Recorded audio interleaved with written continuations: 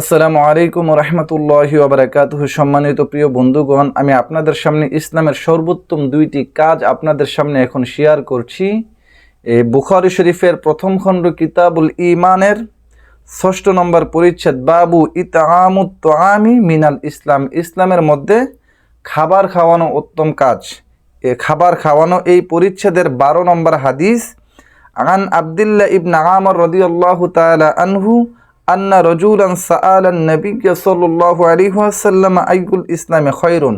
হযরত আব্দুল্লাহ ইবনে আমর রাদিয়াল্লাহু তাআলা আনহু থেকে বর্ণিত, তিনি বলেন, এক ব্যক্তি রাসূল আকরাম সাল্লাল্লাহু আলাইহি ওয়াসাল্লামকে প্রশ্ন করেছেন, জিজ্ঞাসা করেছেন, আইয়ুল ইসলামে খায়র, ইসলামের মধ্যে কোন কাজটি সর্বোত্তম কাজ?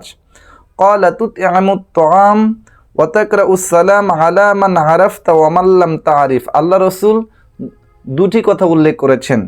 আল্লাহ রাসূল বলছেন তুতআমুত তুআম, একে অপরকে খাবার খাওয়ানো, ওয়া তাকরাউস সালাম আলা মান আরাফতা ওয়া মান লাম তারিফ, এক মুসলমান আরেক মুসলমানকে দেখলে সালাম দিবে, সে পরিচিত হোক কিংবা অপরিচিত হোক।